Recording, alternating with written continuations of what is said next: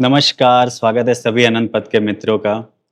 अनंत श्री के हृदय के करीब जो गुरुओं पे बातचीत का सिलसिला चल रहा था, उस पे पिछले पॉडकास्ट पे हम बुद्धा पे बात कर रहे थे। उसी सिलसिले को हम आगे बढ़ाते हैं। आइए शुरू करते हैं। प्रणाम अनंत श्री। प्रणव।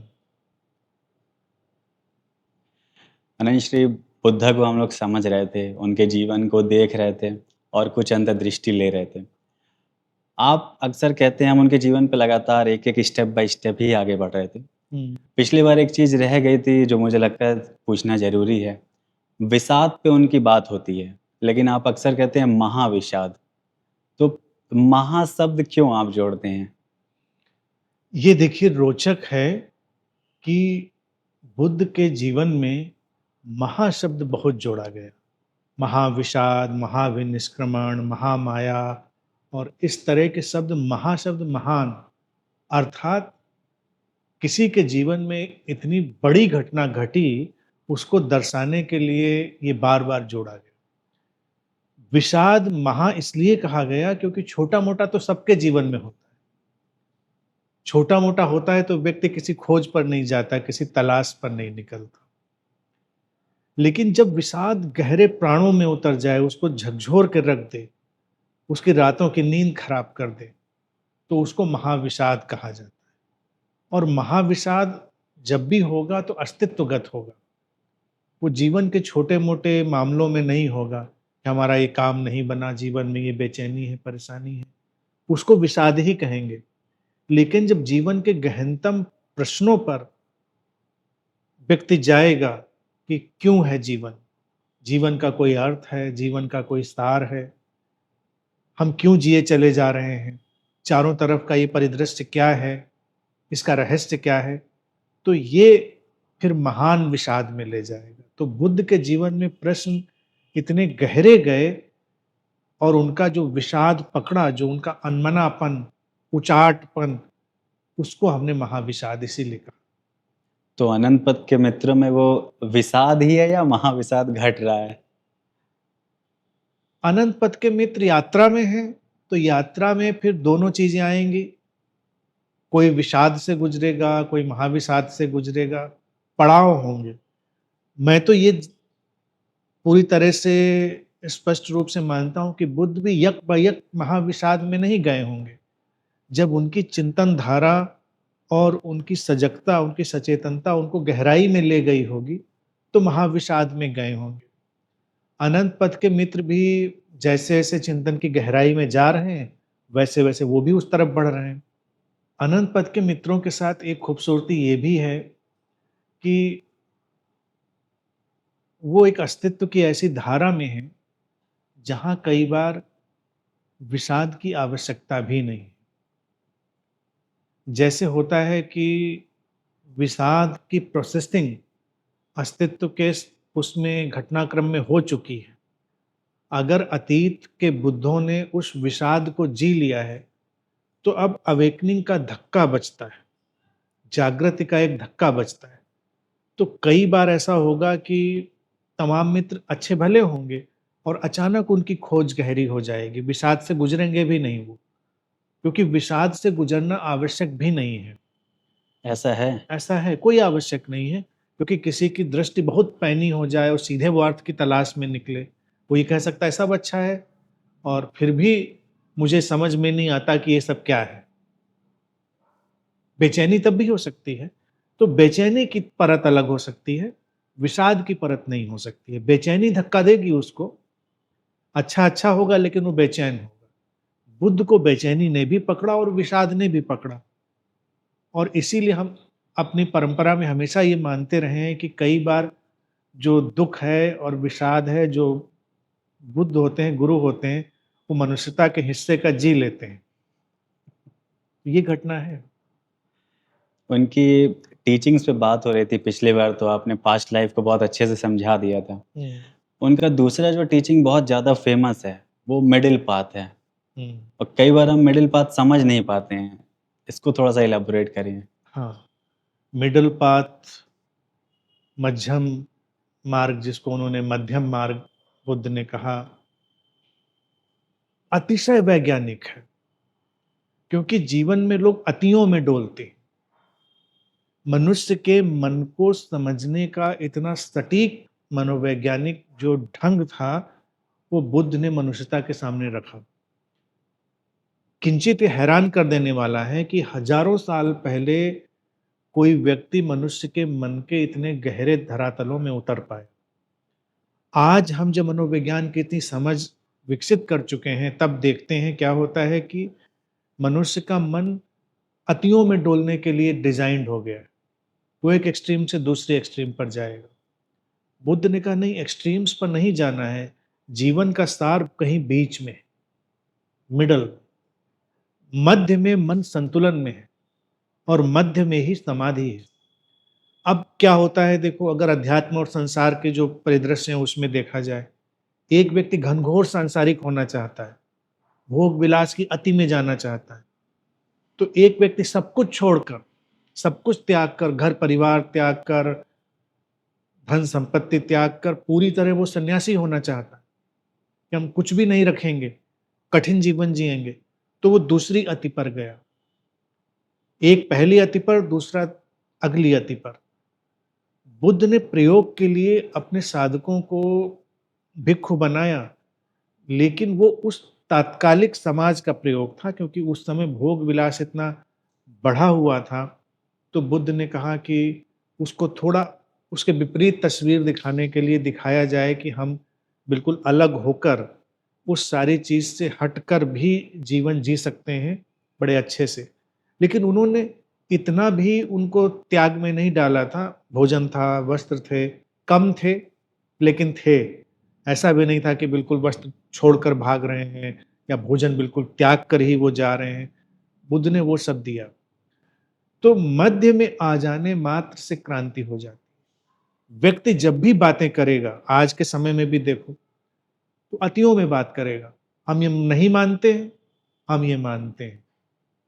विश्वास और श्रद्धा की भी अतियां हैं। व्यक्ति अश्रद्धा और अविश्वास में जाए तो एक अति में, और श्रद्धा और विश्वास में जाए तो एक अति में। दोनों के बीच में कहीं ठहरना होता है। लेकिन अनुश्री देखा जाए तो भोग विलास तो आज भी बहुत ज़्यादा है ना, तो फिर अति की तरफ तो एक लोगों को अट्रैक्ट भी करता है कि हमें सब कुछ छोड़ के एक तरफ चले जाना है। हाँ, तो आज भी अट्रैक्ट करता है, लेकिन पहले क्या था कि पहले भोग विलास की अति लोगों को बड़ी साफ-साफ दिखाई देती थी। आज चीज़ें डाइल्यूट हैं, आज उतनी प्रखर नहीं है। हैं, लेकिन समाज में वो बहुत सारे वर्ग को भी उपलब्ध है। तमाम विलासिता जनसामान्य को भी उपलब्ध है। एक ब्रांडेड कपड़ा आता है, हालाँकि वो बहुत महँगा हो सकता है, वो एक व्यक्ति खरीदने जाता है, लेकिन उसका डुप्लीकेट बुध बाज़ार में भी मिलता है, बड़े सस्ते में मिल जाता है, वो भी व्यक्ति उपयोग कर सकता है।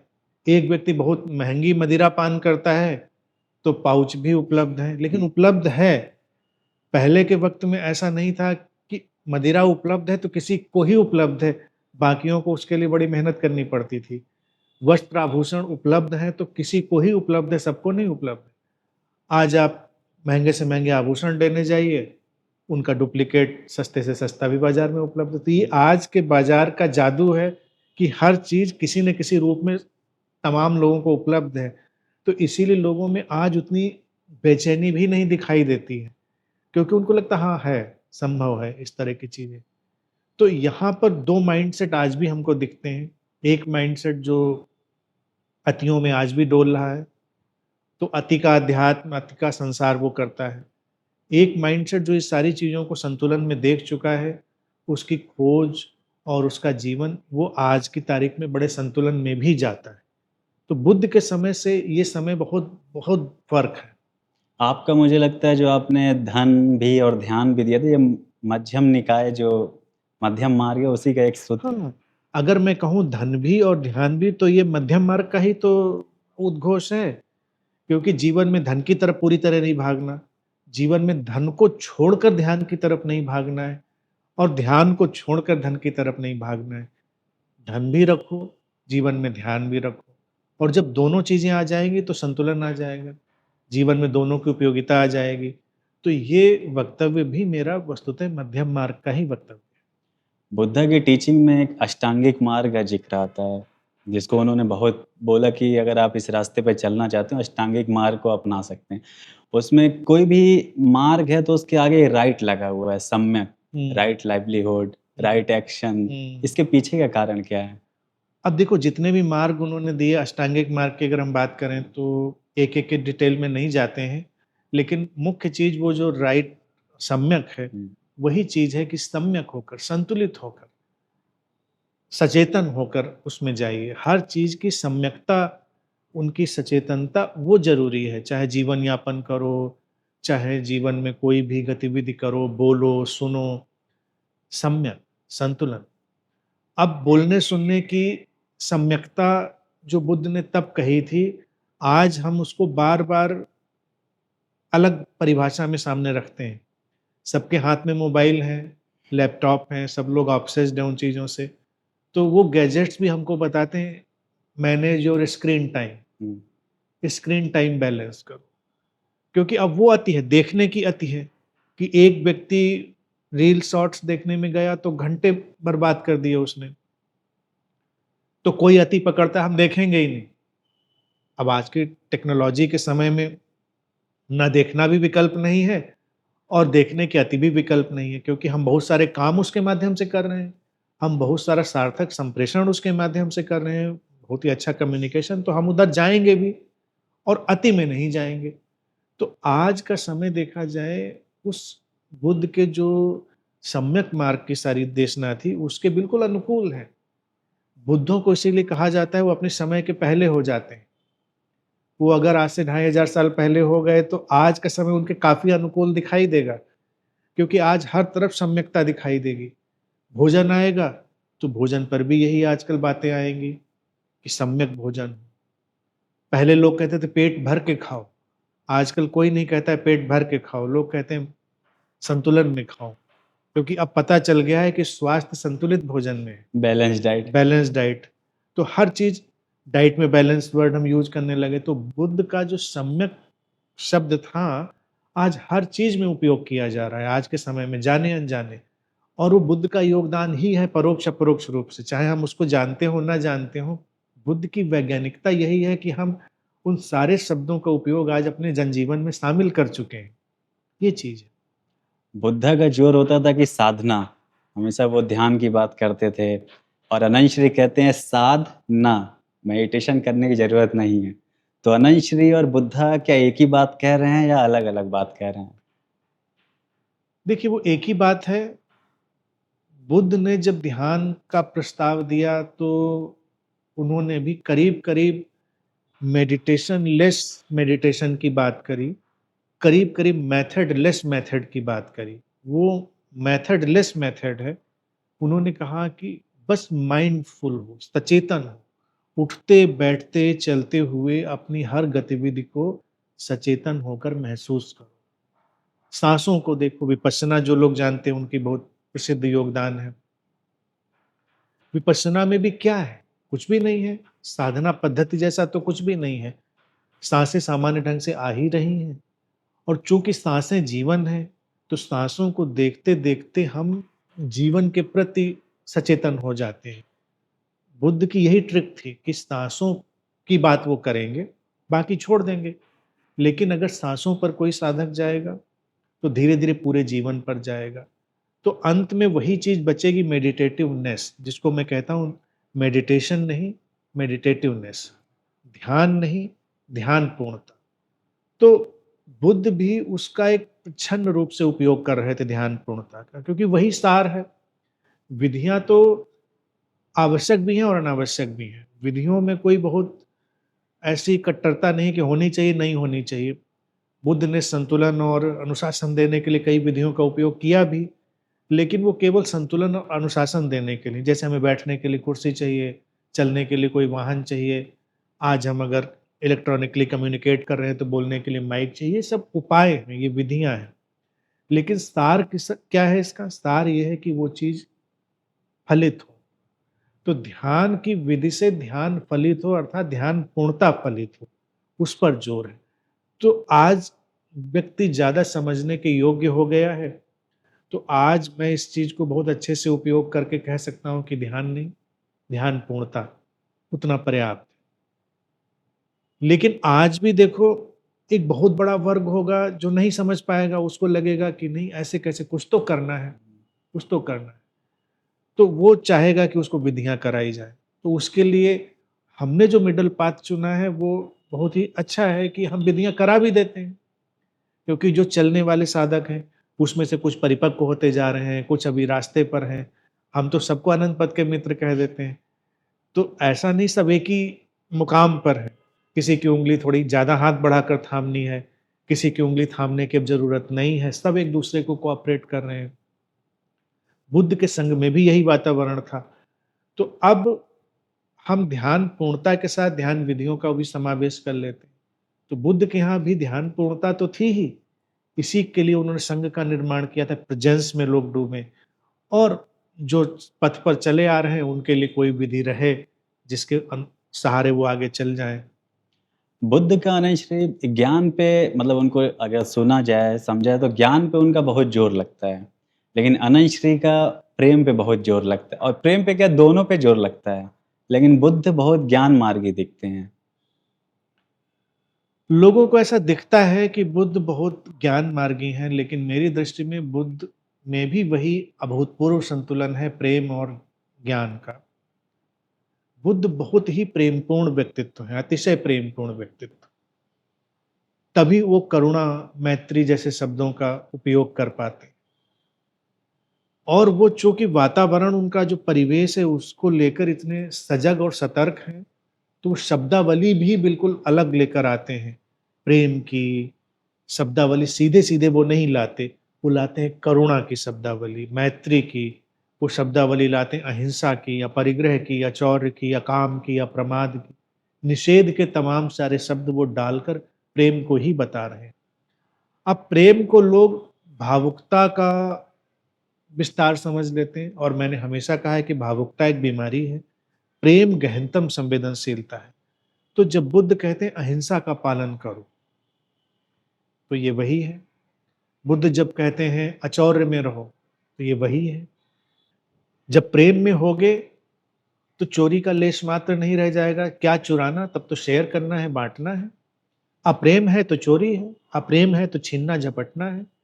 प्रेम के नाम पर भी अगर छीनना-झपटना है और चोरी चल रही है, तो प्रेम नहीं है। बुद्ध ने अचौर्य कह दिया। बुद्ध ने जब कहा कि अकाम यानी व्यभिचार ना हो, तो कितनी बड़ी अंतर्दृष्टि बुद्ध ने दी कि प्रेम में संवेदनशीलता का चरम हो, शरीर का वस्तु की तरह उपयोग ना किया जाए, यही व्यभिचार है। व्यभिचार ये नहीं है कि शादीशुदा व्यक्ति है और कहीं और संबंध बनाता है तो व्यभिचार है। व्यभिचार वो है कि एक जीवित व्यक्ति है तुम्हारे सामने और तुम उसका वस्तु की तरह उपयोग करते हो। अपने सुख के लिए वस्तु की तरह उपयोग करते हो, व्यभिचार है। तो ये सब बातें तो प्रेम के लिए ही कह रहे हैं। लेकिन सीधे प्रेम शब्द का उपयोग नहीं कर रहे हैं क्योंकि प्रेम शब्द से भी लोग भ्रमित हो जाते हैं। फिर मनुष्य का मन विकसित होता चला जाता है। आज वो मुकाम है, मुझे लगता है बहुत सारे शब्दों का उपयोग कर सकते हैं, लेकिन मैं भी तमाम शब्दों का उपयोग करता हूँ, मैं एक शब्द पे नहीं आता हूँ, क्योंकि मैं चाहता हूँ कि देशना इंद्रधनुष जैसी बने। तो प्रेम का भी उपयोग कर लेता हूँ मैं, मैत्री का भी, करुणा का भी उपयोग कर लेता हूँ, मैं तमाम शब्दों का उपयोग कर लेता हूँ, ध्यान और ज्ञान का तो उपयोग करता ही हूँ। तो बुद्ध वस्तुतः बहुत गहनतम प्रेमपूर्ण व्यक्ति हैं। ज्ञान उनकी अभिव्यक्ति है। उनकी जो स्टाइल ऑफ स्पीकिंग है या स्टाइल ऑफ टीचिंग है, वो ज्ञान जैसी लगती है क्योंकि वो समझा रहे हैं लोगों को। लेकिन वो केवल समझा ही नहीं रहे हैं, वो अतिशय प्रेम से हमारे बीच उपस्थित है। वो अतिशय प्रेम से हमारे बीच उपस्थित है। समझाने का काम तो कभी-कभी कर रहे हैं। अगर बुद्ध की उनकी जो जीवनी है उस पर भी हम दृष्टिपात करें, कभी अपने बुद्ध की जो साधक संघ है बुद्ध का उनके बीच वो आते हैं, तो कभी अपनी देशना दे देते हैं। कभी कहीं भ्रमण पे गए तो देशना दे दी। प्रश्न उठता है बाकी समय क्या कर रहे हैं? बाकी समय शांत अपने कुटीर में बैठे हैं। बहुत समय जेतवन रहते थे तो जेतवन बैठे हैं, या जहाँ रहते थे राजगीर में रह रहे हैं तो वहाँ बैठे हुए हैं। आजकल की तरह बुद्ध थोड़ा ही कर रहे हैं, बहुत काम करना है हमको, रात भर हमको रिकॉर्डिंग करनी है, हमको वीडियो तैयार करने हैं, हमको किताबें तैयार करनी है, हमको प्रवचन देने, हमको 7 बजे यहाँ भाषण देना है, 8 बजे वहाँ भाषण देना है, 9 बजे वहाँ भाषण देना है। इतना ज्ञान नहीं बुद्ध उड़ेल रहे हैं। बुद्ध का ज्ञान बड़ा सीमित निकल रहा है। बाकी तो उनकी देशना प्रेम के दीपक की तरह प्रज्वलित है। बाकी समय तो प्रेम के अखंडित दिए की तरह जल रहे हैं। तो बुद्ध तो मूल रूप से प्रेम के अनन्यतम रूप है, मैं समझता हूँ। अनंत श्री बुद्धा की जो देशना थी उसमें सती का उनका जो महत्वपूर्ण कंट्रीब्यूशन रहा है, जैसे उन्होंने 10 सतियां दी थी, आपने भी उन्हें उन पे बोला है, बुद्धानुसति, धम्मानुसति, संघानुसति, शीलानुसति, त्यागानुसति, देवानुसति, कायानुसति, मरणानुसति, आनापानसति, उपसमानुसति। ये देखिए माइंडफुलनेस के लिए उन्होंने बोला है और जीवन के हर पहलू पर एक माइंडफुलनेस रहे। बुद्धों को लेकर या जो वो इनलाइटेंड प्रेजेंस है उसको लेकर और संग से लेकर जीवन की मृत्यु से लेकर और किसी भी चीज़ के प्रति हम कैसे समन शांतिपूर्ण उपयोग करेंगे, हर चीज़ के प्रति उन्होंने एक अवेयरनेस, एक माइंडफुलनेस की बात करी थी। तो दसों का विस्तार तो हम अलग से बोल चुके हैं एक-एक करके। तो एक-एक चीज़ के विस्तार पे ना जाकर हम ये कह सकते हैं कि मूल जोर बुद्ध का था कि जीवन की कोई भी परिस्थिति हो, जीवन की कोई भी घटना हो, मूल बात है उसमें तटस्थ और सचेतन बने रहना। तटस्थ, सती का अर्थ है स्मरण। सतियाँ जो उन्होंने बोला उनका अर्थ है रिमेम्बरेंस, स्मरण। स्मरण किसका? अपना। तो वो जो स्मरण है अपना, आत्मस्मरण है, वो बना रहे और उसके लिए तटस्थ सचेतनता। तो जीवन के हर पहलू पर वो तटस्थ सचेतनता आती है, ये उनका योगदान है। वो कुछ अलग कर्मकांड करने के लिए नहीं कहते। बुद्ध का होना ही हर कर्मकांड के विपरीत है, विरोध में है। वो बस केवल एक डिटैच्ड ऑब्जर्वेशन की बात हमेशा करते हैं और उसी से जीवन में देखा जाए पूरा का पूरा अंतर पड़ जाता है, आमूलचूल बदलाव हो जाता है। जैसे आपने संघ यूज़ किया वर्ड, तो बुद्धा भी संघ पे बहुत जोर देते थे। संघ के प्रश्न पे अभी आएँगे, लेकिन संघ में जो उनके शिष्य थे, वो लोग, कई लोग कर्मकांडी थे, कई लोग ईश्वर को बहुत मानने वाले थे, कई लोग आत्मा को बहुत मानने वाले थे। लेकिन बुद्ध देखा जाए ईश्वर को भी नकार देते हैं एक तरीके से, अनंतता का सिद्धांत देते हैं, आत्मा को भी नकार देते हैं। तो इसके पीछे का कारण क्या है? बुद्ध वही कह रहे हैं जो कहना है। बुद्ध बिना लाग लपेट के कह रहे हैं, क्योंकि बुद्ध का होना इसीलिए आज हजारों साल के इतिहास के बाद हम उन पर बैठकर बात कर रहे हैं। आने वाले हजारों साल बाद हो सकता है फिर भी बात होती रहे। बीच में क्या गुरु नहीं आए होंगे या आज नहीं आ रहे हैं? कितने इतिहास की धूल में खो गए, काल के प्रवाह में बह गए, हम नाम भी नहीं जानते। हाँ, नहीं पन्ने-वन्ने पलटने जाएँगे आर्काइव में तो पता चल जाएगा ये भी हुए थे। बुद्ध क्यों इतने प्रासंगिक बने रहते हैं? और आज की दुनिया में देखा जाए बुद्ध की प्रासंगिकता चरम पर है। भारत को भी आज अगर विश्व जानता है, तो हमारे और धर्म और धार्मिकता की वजह से नहीं जानता है, बुद्ध की वजह से जानता है। हम जब बाहर जाकर भी कहते हैं कि हम बुद्ध के देश से हैं, तो लोग समझते हैं कि हम कहाँ से हैं। हम राम के देश से हैं, कृष्ण के देश से हैं, तो लोग उतना नहीं समझते, क्योंकि बुद्ध इतने ग्लोबल, इतने वैश्विक हो गए हैं, उनकी बातें बिना लाग लपेट के सीधी-साफ थी। तो परमात्मा, आत्मा की उन्होंने बात ही नहीं की। लोग इसको थोड़ा सॉफ्ट कहते हैं, मैं कहता हूँ सॉफ्ट नहीं है। उन्होंने बात करने योग्य ही नहीं समझा। उन्होंने कहा इस इन सब व्यर्थ की बातों पर बात करें ही क्यों? उनके समय लोग इन सब मान्यताओं में उलझे हुए थे, वो अलग बात है। लेकिन बुद्ध जानते थे वास्तविकता क्या है, तो उन्होंने वास्तविकताओं पर बात की और जीवन है तो जीवन की वास्तविकता पर ही बात होगी। परमात्मा का कॉन्सेप्ट आया नहीं तो काल्पनिक दुनिया का कॉन्सेप्ट आ जाएगा। आत्मा का कॉन्सेप्ट आया नहीं तो जन्म पुनर्जन्म का कॉन्सेप्ट आ जाएगा, ये काल्पनिक दुनिया खड़ी हो जाएगी। परमात्मा या किसी और बड़ी सत्ता का कॉन्सेप्ट हम लाएँगे, तो हम एक अलग सी टेक ले लेंगे। बुद्ध देखिए क्या कहते हैं? बुद्ध कहते हैं कि समझो बात को, उस पर मनन करो, उस पर सचेतन अवलोकन करो। बार-बार इस बात को दोहराते हैं कि इसलिए भी किसी बात को मत मान लो कि तथागत बुद्ध इसको कहते हैं। अपने भीतर उतरकर अन्वेषण करो, सचेतन हो, इस बात पर जोर दे रहे हैं। बुद्ध कभी ये नहीं कह रहे हैं कि ये परमात्मा, ये कोई काल्पनिक सत्ता, इसके प्रति तुमको कोई जवाबदेही है, उसके लिए तुमको ध्यान करना है या तुमको अच्छा होना है इसलिए क्योंकि कोई और सत्ता को तुम्हें कोई जवाब देना है। बुद्ध कहते हैं स्वयं ही स्वयं को जवाब देना है। स्वयं ही स्वयं के प्रति हमारा उत्तरदायित्व है। अर्थात जीवन अभी और यहीं है। जीवन इन्हीं सीमाओं में घिरा हुआ है, तो हम अपने इस जीवन के लिए ही जो कुछ कर रहे हैं, जो कुछ भी कर रहे हैं, ना हम अगले जीवन के लिए, ना पिछले जीवन के लिए, ना किसी परमात्मा के लिए कर रहे हैं। हम अच्छा जीवन जिएँगे, नैतिक जीवन जिएँगे, इसलिए नहीं कि कोई परमात्मा उसकी घोषणा करता है या उसके रूपरेखा बनाता है, जैसा कि कई मज़हबों में है।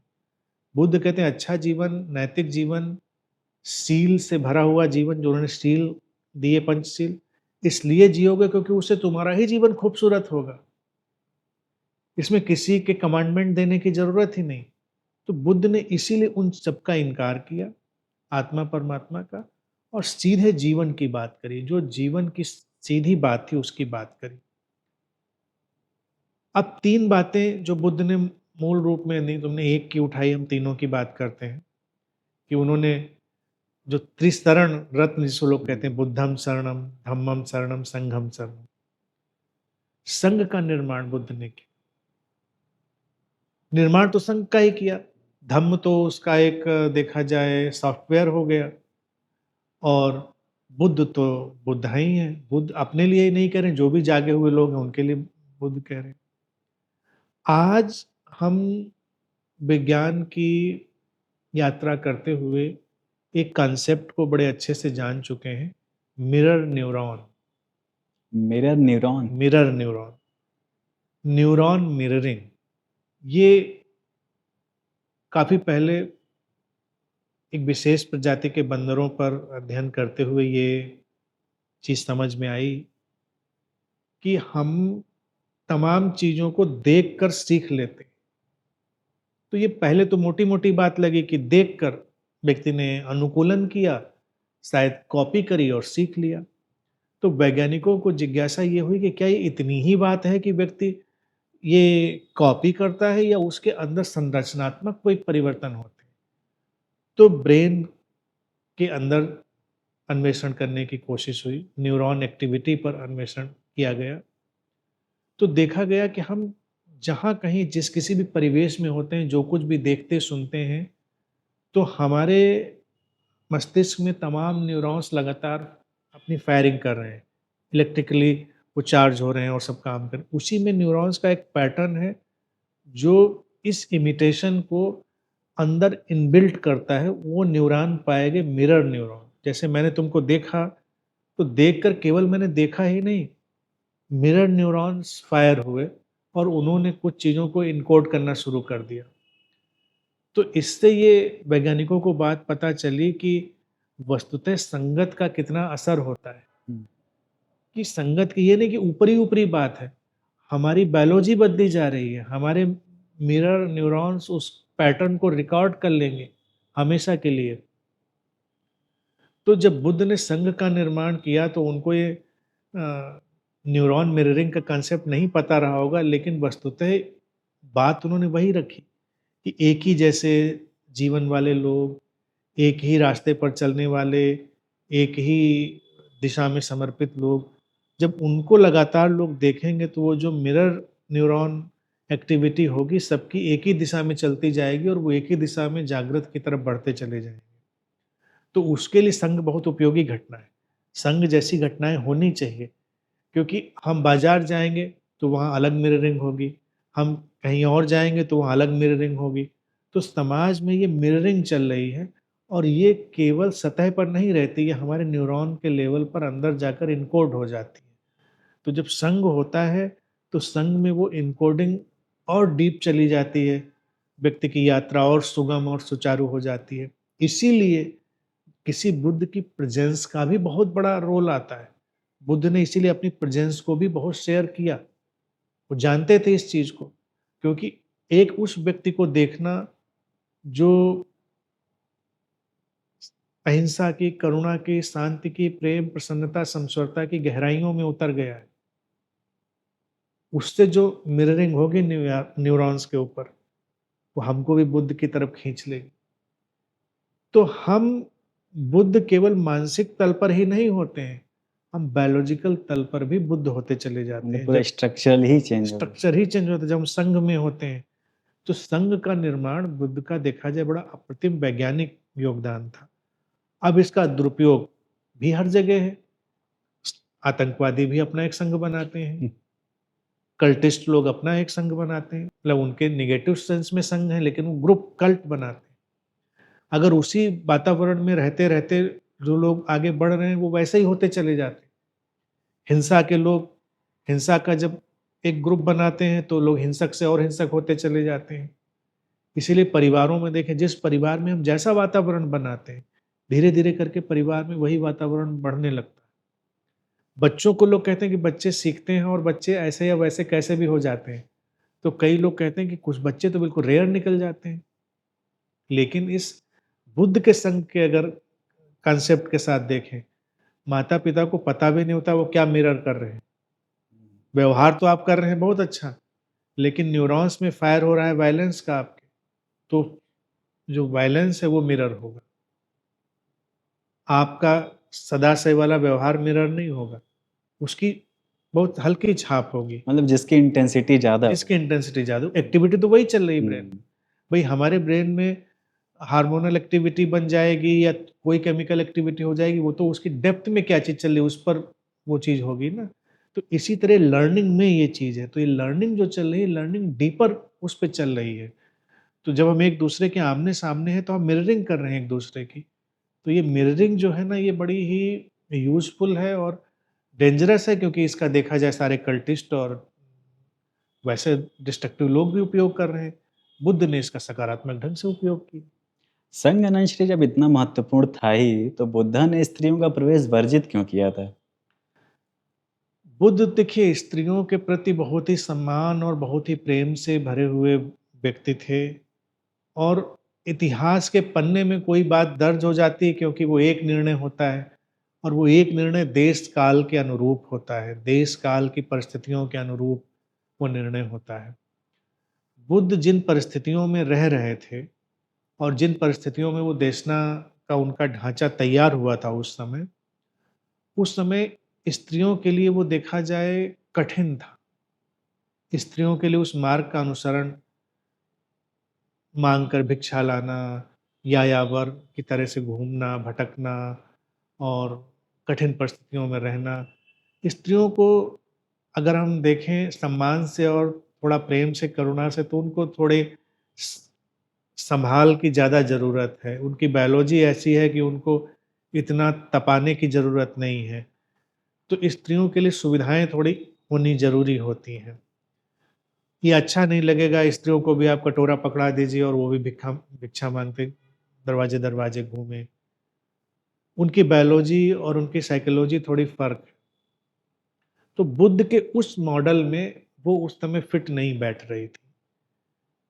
कठिन मार्ग का उन्होंने अनुसरण किया था। वो तात्कालिक था, तात्कालिक प्रयोग था। तो मुझे लगता है कि ये बुद्ध का एक तात्कालिक अनुशासन रहा होगा, लेकिन बाद में जब और लोगों ने, उनकी मौसी ने और उन सब ने उन पे दबाव डाला, यशोधरा ने भी दबाव डाला, तो बुद्ध ने उनको शामिल किया, लेकिन स शामिल किया तो ये बात भी है कि शामिल तो अंततः कर ही लिया, इतने कट्टर तो नहीं थे कि नहीं करेंगे, शामिल कर लिया।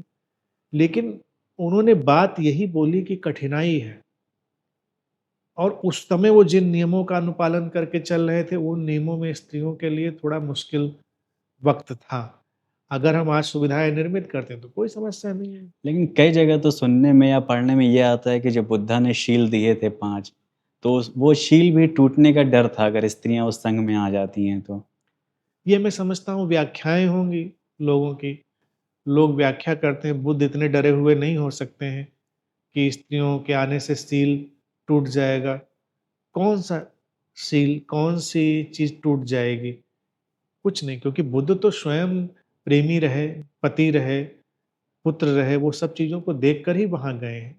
ये भय मैं समझता हूँ लोगों की व्याख्या होगी, और लोग अपने ही डर को व्याख्यायित करते हैं। बुद्ध एक करुणा मूर्ति है। मेरी दृष्टि में स्त्रियों को रोकने का उनका कारण करुणा ही थी। उनके प्रति ज़्यादा संवेदना कारण थी। कोई डर उनको नहीं था। और क्या बुद्ध राजघराने से आए थे, राजनीति जानते थे, डिप्लोमेसी जानते थे और मानव मन को इतना जानते थे, तो क्या वो ये नहीं जानते रहे होंगे कि जिसको जो करना है वो करता ही है, जिसको जहाँ जाना है वो जाएगा ही। अगर स्त्री के आने से भटकने का चांस था, तो बुद्ध ने तो अपने भिक्षुओं को दरवाजे भटकने के लिए आदेश दिया था। कौन भिक्षु किस दरवाजे पर, दरवाजे के अंदर या बाहर जाएगा, इस पर तो उनका नियंत्रण नहीं था। भिक्षा देने पुरुष ही निकलेगी कि वो स्त्री भी निकलेगी, ये इस पे तो उनका नियंत्रण नहीं था। जिसको भटकना ही है, दरवाजे पे भिक्षा मांगने गया, कोई स्त्री निकली, भिक्षा दी, भिक्षु दरवाजे के अंदर। भटकने वाला भटकता ही है। बुद्ध इसको अच्छे से जानते हैं। उनके निर्णय मनुष्य की संवेदना और उनकी अपनी करुणा के आधार पर ही सब हुए थे। भगवान बुद्ध ने अनंतश्री संघ के लिए पंचशील दिया था, जिसमें उन्होंने कहा था हिंसा ना करना, चोरी ना करना, व्यभिचार ना करना, झूठ ना बोलना, नशा ना करना। लेकिन अनंतश्री ने कभी अनंत पद के मित्रों का जो संघ है उसमें कोई पंचशील या कोई भी शील नहीं दिया है। हमने इसलिए स्टील नहीं दिए क्योंकि फॉर्चुनेटली हम ज़्यादा विकसित लोगों से डील कर रहे हैं। आज हमारे पास टेक्नोलॉजी की सुविधा है, और जो लोग भी सुनकर, समझकर मेरे पास आ रहे हैं, वो पहले से ही बहुत अनुशासित लोग हैं। और बुद्ध तो दे ही चुके थे, हमको एक्स्ट्रा देने की ज़रूरत क्या है? भाई, ये तो लोगों को पता ही है कि ये शील है, इनका अनुपालन करना चाहिए अच्छा जीवन जीने के लिए। बुद्ध तो जन सामान्य को लेकर चल रहे थे, उनके पास कोई भी आ रहा था, उनकी देशना किसी के भी पास जा रही थी, तो समाज में जो कुछ भी ये मदिरापान से लेकर, व्यभिचार से लेकर, चोरी से लेकर, हिंसा से लेकर जितनी भी चीज़ें फैली हुई थी, उसके लिए उन्होंने एक देशना दी कि संयम रखो, उनसे बचो, उनसे हटो। तो उस समय के लिए बिल्कुल अनुकूल थी पंचशील, और वो शील देखा जाए आज के समय में भी बिल्कुल उपयुक्त तो है ही है। मैं समझता हूँ विवेकवान लोग उनका उपयोग कर ही लेते हैं। ये शील है, स्टील नहीं है। जैसे वो स्टील मोहर बंद हो जाती है कि किसी चीज को लॉक कर देना। शील एक विवेकवान प्रक्रिया है कि विवेक से चीजों को समझो। अन्यथा तो स्टीलों का अनुपालन करते भी लोग सारे स्टील त्याग सकते हैं। स्टील की बात करते करते भी वो अश्लील हो सकते हैं।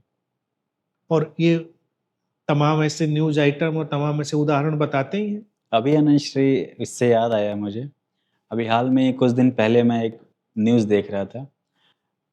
थाईलैंड में जो मॉन्क हैं, बुद्धिस्ट मॉन्क, उनका एक बहुत बड़ा संघ है।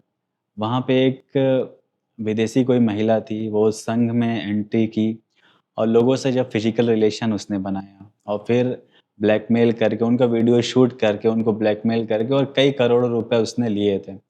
तो बुद्ध का शील, मुझे लगता है जैसा आप कह रहे हैं, विवेकवान लोग तो उसका पालन कर ही लेते हैं, लेकिन देखा जाए तो एक विवेक की कमी भी इस समय दिखती है। हमेशा रही होगी। बुद्ध के लिए उस समय जरूरी था तो उन्होंने कह दिया, लेकिन उनके समय में भी जिसको नहीं पालन करना होगा वो नहीं ही करता रहा होगा। अब यहाँ पर तो सीधे जैसे जो सूचना बता रहे हो, बुद्ध के अनुयायियों में बुद्ध अपनी बात को जब कह रहे थे तो वो ठीक से जानते रहे होंगे, लेकिन जिसको अनुपालन नहीं करना है वो नहीं ही करेगा चीज का।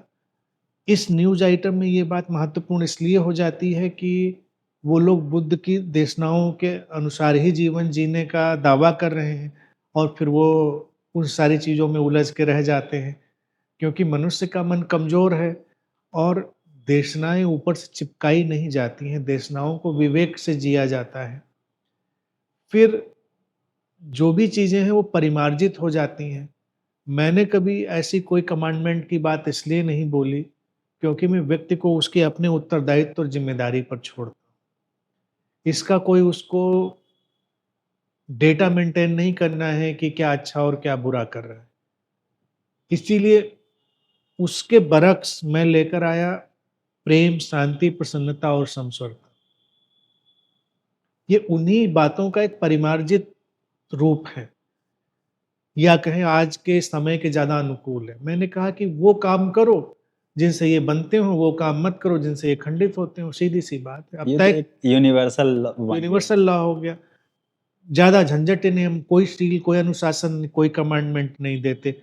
देखो प्रेम, शांति, प्रसन्नता, समस्वरता जो करते हुए खंडित होती है, वो मत करो, जिनसे वो बढ़ती है वो काम करो, तो इसमें सब कुछ आ जाता है।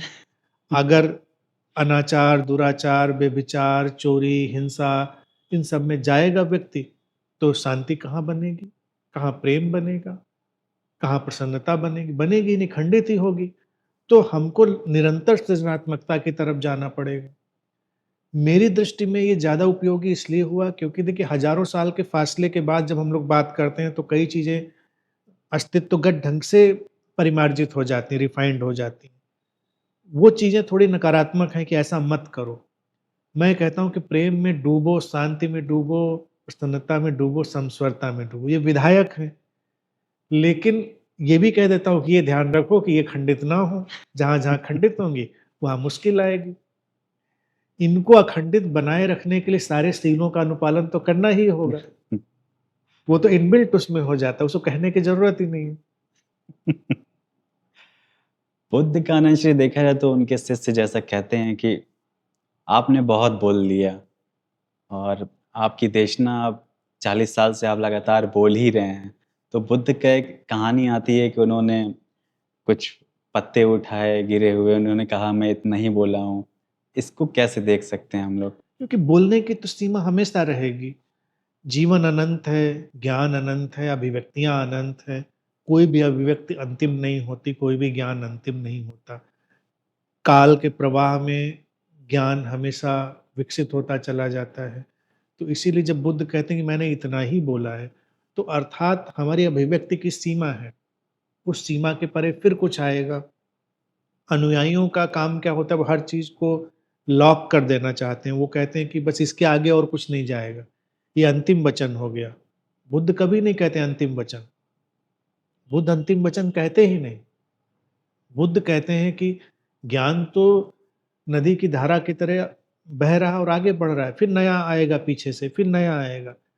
तो काल बदलता जाएगा, ज्ञान बदलता जाएगा।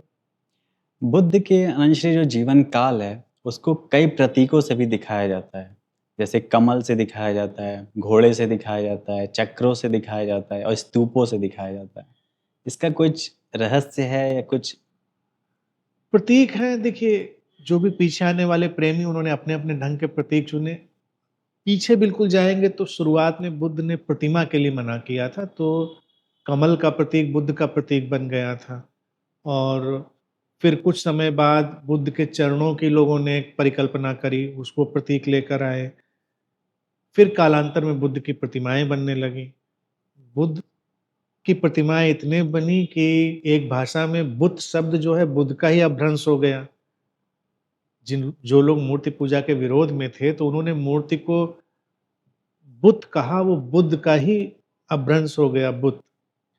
तो बुद्ध के ये सब यात्रा क्रम है उसमें, तो वो उनके शिष्यों के द्वारा आए गए प्रतीक हैं। अनुश्री अभी जैसे संघ पे बात कर रहे थे, तो एक प्रश्न है, जब बुद्ध का मतलब कहीं सुना है मैंने कि बुद्ध ने कहा कि स्त्रियों का प्रवेश अगर संघ में होता है, तो मेरे जो देशना है, मेरी जो टीचिंग्स हैं, वो हज़ारों साल तक जा सकती होगी, लेकिन नहीं जा सकती अगर स्त्रियों का प्रवेश हो जाता है तो।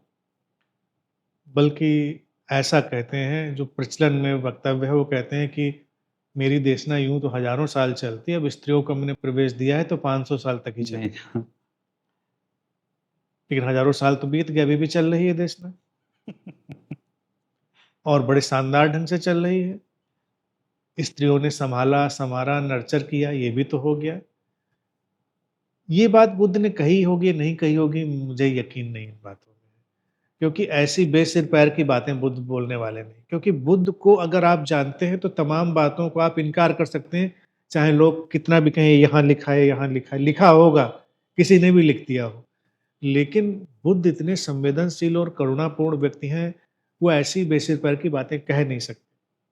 और फिर गलत भी तो हो गए, अगर कहा जाए बुद्ध ने कहा था तो गलत हो गए, चल तो रहा है, तो क्या कहेंगे उस बात को, बुद्ध तो गलत नहीं है। बुद्ध ने नहीं कहा होगा, बिल्कुल तय बात है। ये जो स्त्री विरोधी लोग हैं, उन्होंने ही कहानियाँ बनाई होंगी कि बुद्ध ने स्त्रियों का विरोध किया संघ में प्रवेश देने के लिए। उन्हीं लोगों ने कहानियाँ बनाई होंगी कि प्रवेश दे तो दिया, लेकिन उसमें ये क्लॉज़ लगा दिया।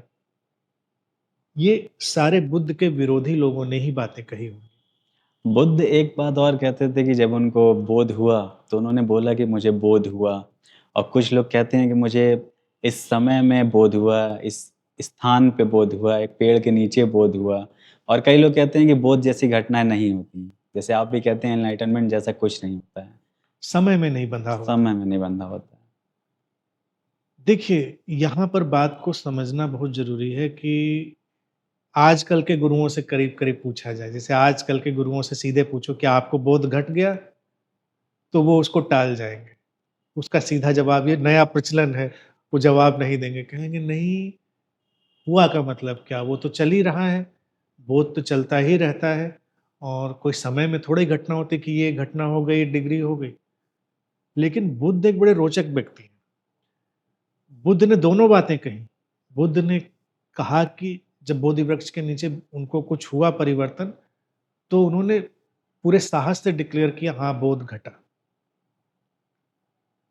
और फिर उन्होंने कहा कि बोध घट रहा है, घट रहा है, वो एक स्टैटिक सिचुएशन नहीं है, घटा और घट रहा है। बुद्ध के प्रभाव में जो भाषाएं विकसित हुई, उन भाषाओं की अगर पड़ताल करोगे तो उनमें है शब्द नहीं मिलेगा, उनमें हो रहा शब्द मिलेगा। बुद्ध के प्रभाव में जो भाषाएं हैं उनमें अगर कहोगे, ऐसे कहेंगे पेड़ है, पेड़ हो रहा है, नदी है, ये शब्द नहीं मिलेगा, नदी हो रही है, लगातार हो रही, प्रवाह।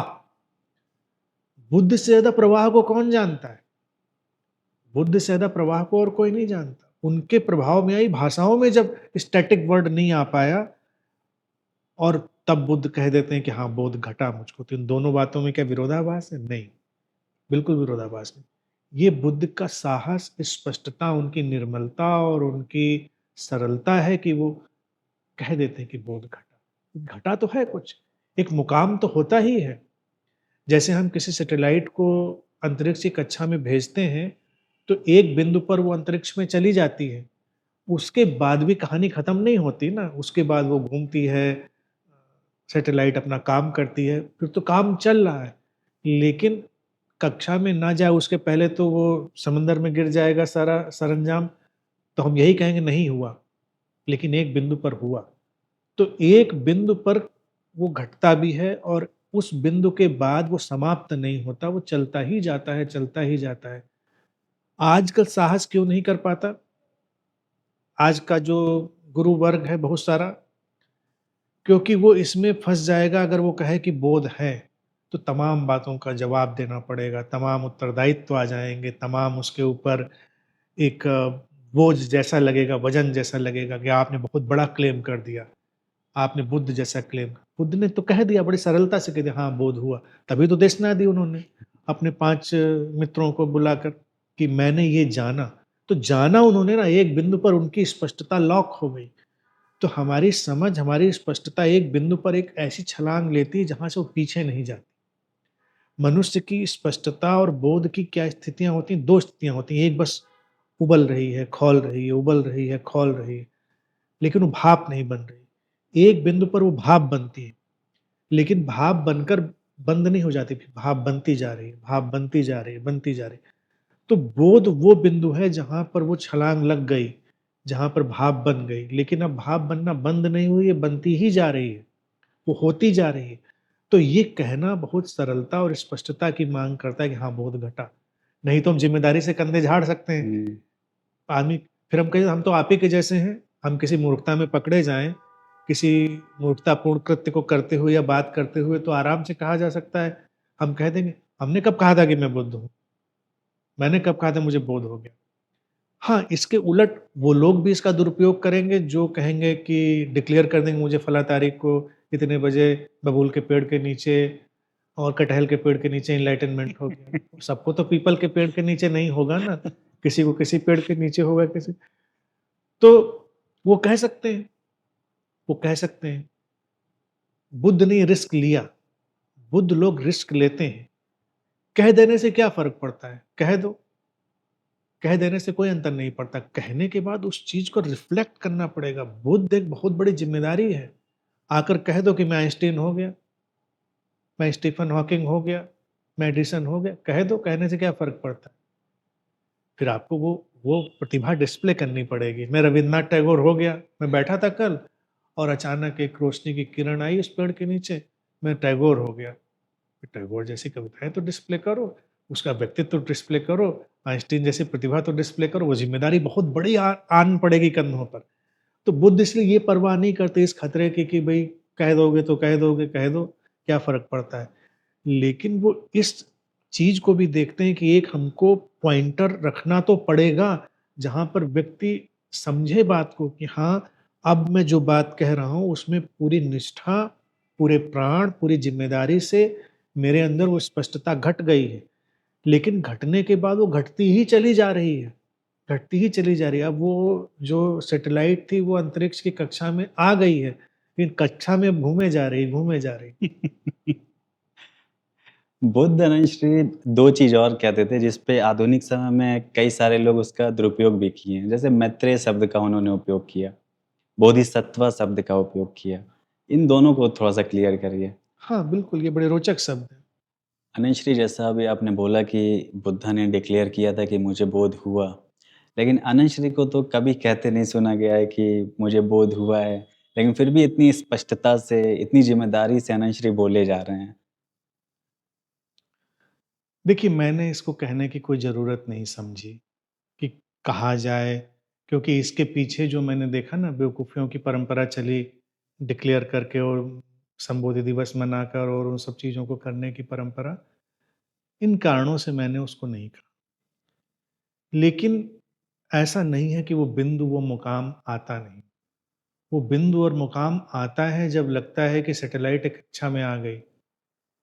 एक स्पष्टता अपने उस चरम पर आ गई जहाँ से वो पीछे नहीं लौटेगी। जहाँ वो जो पानी था, वो खौलते-खौलते भाप बन गया, वो तो पता चलता है।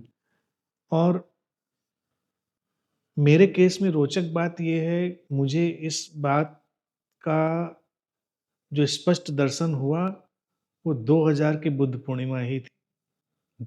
बुद्ध पूर्णिमा दे सन 2000 की बुद्ध पूर्णिमा पर मैं बैठा था और अचानक जैसे सारे बादल खत्म होते हैं, एक स्पष्ट आसमान घट जाता है और फिर उसके बाद कोई भी कन्फ्यूजन, संशय शेष नहीं रहता। उसके बाद कहीं पीछे जाना शेष नहीं रहता। वो बिंदु तो आया ही, लेकिन मैंने उसकी चर्चा नहीं करी। अभी भी इसको सुनने के बाद भी इसकी कोई चर्चा करने की ज़रूरत नहीं, इसको लेकर चलें लोग।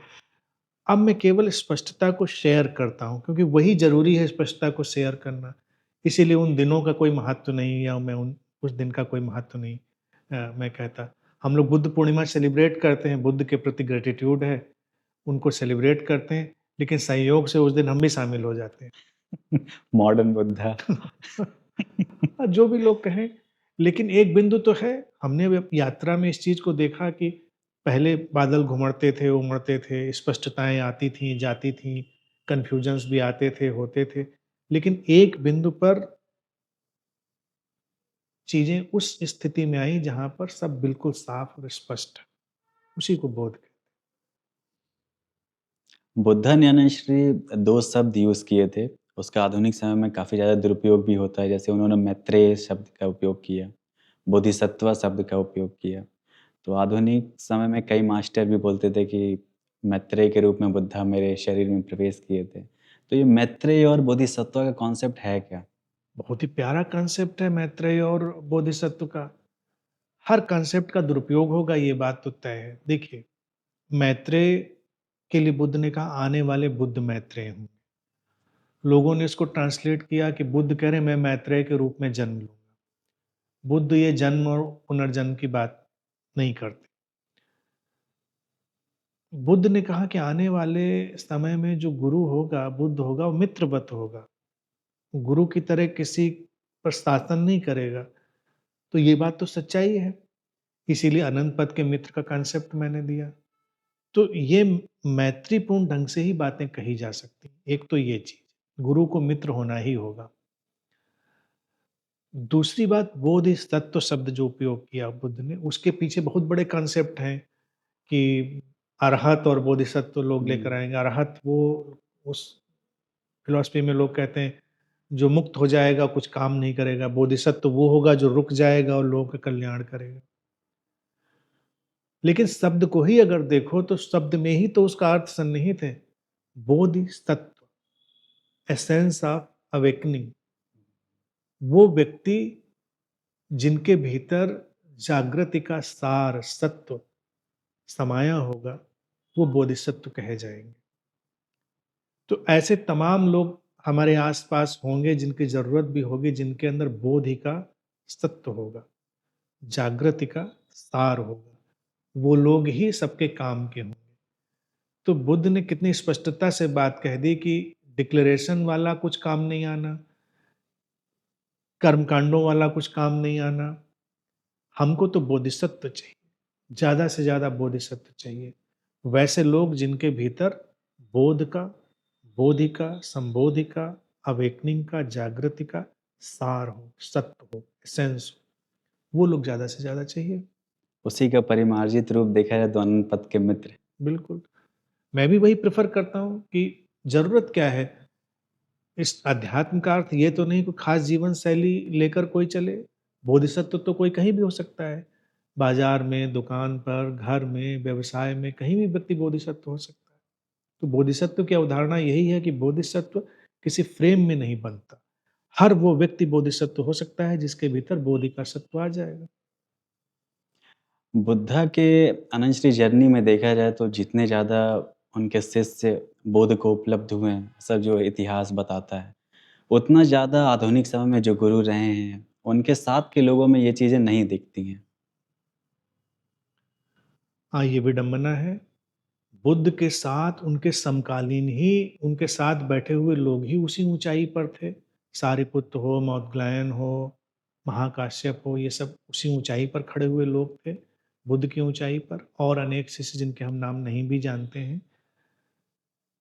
क्योंकि बुद्ध का होना विशुद्ध उपस्थिति की तरह था। बुद्ध कोई अपने को इस तरह से प्रक्षेपित करके नहीं चल रहे थे कि इस जमी से आसमां तक मैं ही मैं रहूंगा और कोई नहीं। वो तो उस जागृति का अनुदान कर रहे थे, वो तो शेयर कर रहे थे अपनी संबोधि को। बटे फैले दीपक से दीपक जले, इतनी सहज करुणावान उपस्थिति, इसीलिए तो इतिहास नहीं भूल पाया उनको। उन्होंने उन्होंने जैसा जीवन जिया तो देखने वाले को तो यही लगता है कि इनको तो कौन याद रखेगा। ना कुछ अपना प्रचार करवाते हैं ना कुछ, लेकिन प्रेम, इतना प्रेम कि जिसकी आंखों में देखें वो बदल के रह जाए, इसीलिए लोग जागे। आज के गुरुओं को देखो या बीच के गुरुओं को देखो, वो गुरुडम के शिकार हैं, समाज बदलने के ठेके लेकर बैठे हुए हैं, क्रांतियों के ठेके लेकर बैठे हुए हैं। लेकिन उनकी आंखों में देखो वो प्रेम नहीं, वो समानता, समता वो नहीं है। तो इसलिए दिए से दिए नहीं जलते। तो एक गुरु आता है, अपना सरंजाम जुटाता है, प्रचार प्रसार करता है, उसके बाद वो विदा हो जाता है। पीछे जो कुछ थोड़ा बहुत रह जाता है उसका, किताब विताब कभी कभी वो भी खो जाती हैं, लेकिन लोग नहीं जानते क्योंकि वो अपने में ही इतना वैसा बैठा हुआ है कि वो किसी को नहीं गिनता। इसका उदाहरण बड़ा रोचक बताऊं। आज मत बीच के और आज के तमाम गुरु ऐसे हैं जिनको मैं परिचित होता रहता हूं, उनसे पूछ दो कि आपके समय में और जागृत लोग कौन हैं, कोई जवाब नहीं है उनके नाम ही नहीं लेगा वो, नाम ही नहीं लेगा। और नाम लेगा तो बहुत पीछे मरे हुए लोगों पे चला जाएगा। और इतने बड़े नाम जो ऑफिशियली ऑलरेडी रिकॉग्नाइज्ड है, हम्म, क्यों नहीं नाम लेता? क्योंकि वो अपने सिवा किसी को समझता ही नहीं। बैठ के यही तो कह रहा है। बल्कि इसमें मैंने एक रोचक बात और एक बार पढ़ी, साहित्य में एक जोक था, बल्कि किसी न किसी साहित्यकार का इंटरव्यू कोई ले रहा था। तो उन साहित्यकार से पूछा कि भई आप तो इतने महान साहित्यकार हैं, आपके अलावा और कौन इस स्तर के साहित्यकार हैं जिनको आप देखते हैं? उन्होंने कहा देखिए मेरी दृष्टि से तो कल्लू हैं, छांगुरलाल हैं। तो उसने पूछा कि ये कल्लू छांगुरलाल का कोई किताब पढ़ी नहीं? कहाँ लिखा है इन्होंने?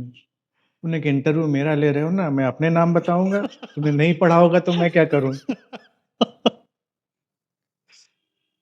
अब उसके शिष्य या उनके चेले चपाटी रहे होंगे तो बता दिया उन्होंने, सेवक रहे होंगे।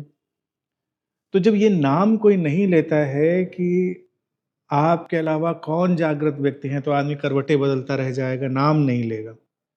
क्यों? क्योंकि वो इतने अहंकार से भरा हुआ है, उसको लगता है कोई है ही नहीं मेरे सिवा। बुद्ध के आसपास इसलिए लोग हुए क्योंकि बुद्ध सबको अपने जैसा ही देखते थे। बुद्ध ने कभी अपना वजन नहीं डाला किसी के ऊपर कि तुम मेरे जैसे नहीं हो सकते।